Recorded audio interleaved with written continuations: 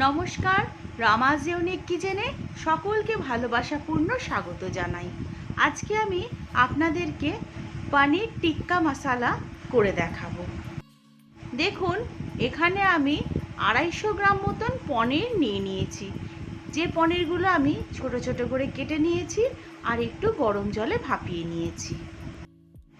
আর এখানে একটা বাটিতে আমি নিয়ে নিলাম 1 কাপ মতন জল ঝরানো টক দই।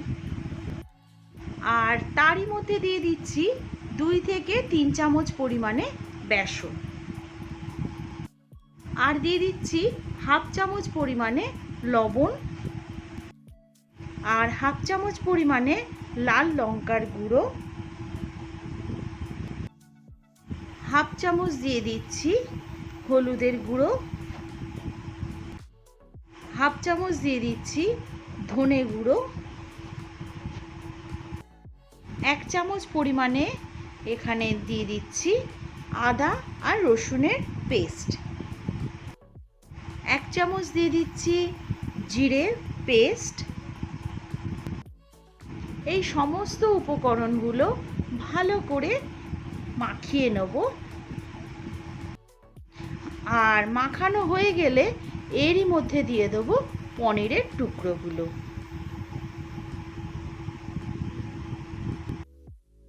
এক চামচ মতন এখানে দিয়ে দিচ্ছি গোলমরিচের গুঁড়ো।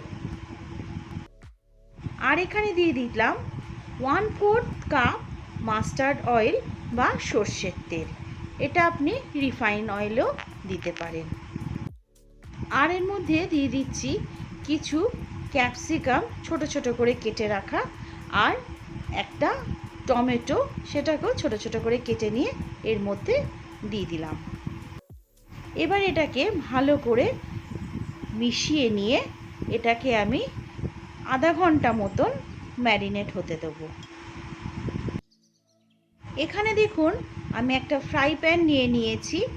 আর এই ফ্রাই প্যানটা একটু গরম হতেই এর মধ্যে আমি দিয়ে দিচ্ছি রিফাইন অয়েল। এই রিফাইন অয়েল দেওয়ার পরে একে একে পনিরের টুকরোগুলোকে আমি সাজিয়ে দেব। দেখুন, পনিরের টুকরোগুলোকে একে একে সাজিয়ে দিয়েছি। আর তার মধ্যে ক্যাপসিকাম আর টমেটোগুলো দিয়ে দেবো। একটা পিঠ পনিরের হয়ে গেলেই আমি সেটাকে পাল্টে অপর পিঠটা হতে দেবো। দেখুন, আমি পনিরগুলো উল্টে পাল্টে দুটো পিঠই মোটামুটি ভেজে নিলাম। এইভাবে দেখুন পনির টিক্কা হয়ে গেল। এইভাবেও এটাকে কোনো স্টিকের মধ্যে গেঁথে খাওয়া যেতে পারে, কিন্তু আমি বানাবো পনির টিক্কা মশলা। পনির টিক্কা মশলার জন্য আমি এখানে নিয়ে নিয়েছি একটা ফ্রাই প্যান। আর তার মধ্যে দিয়ে দিলাম রিফাইন অয়েল। আর রিফাইন অয়েলটা গরম হতেই তার মধ্যে দিয়ে দিলাম 1 চামচ মতন কাসুরি মেথি। এরই মধ্যে দিয়ে দিলাম 4 চামচ মতন পেঁয়াজের পেস্ট। আর দিয়ে দিচ্ছি 1 চামচ আদা আর রসুনের পেস্ট।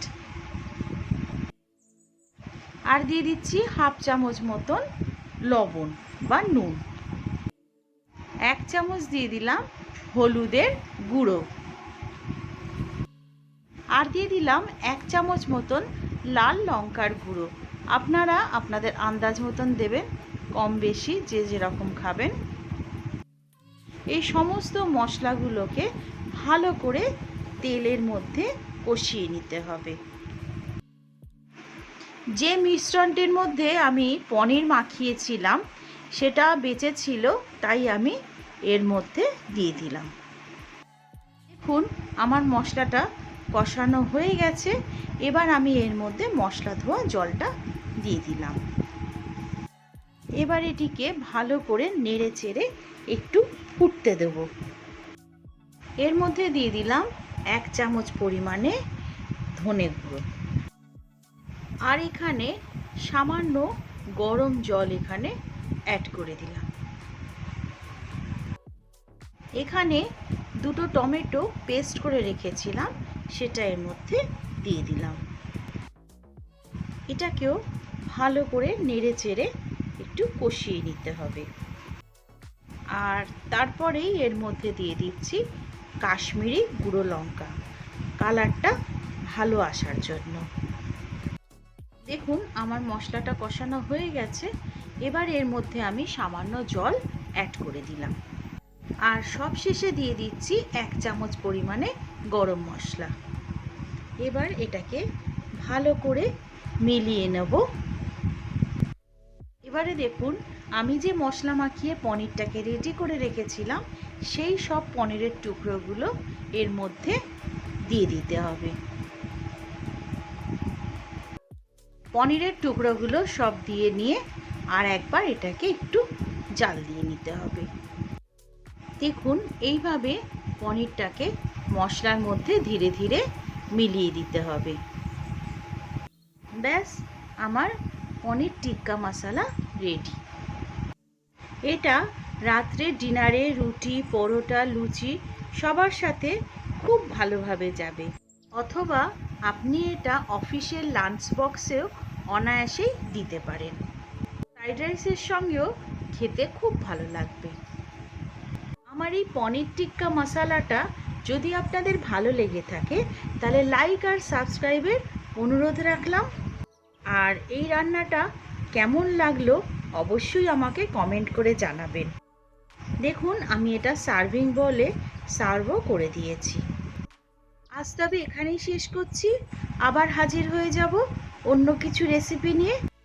ভালো থাকবেন, সুস্থ থাকবেন। ধন্যবাদ। Take care.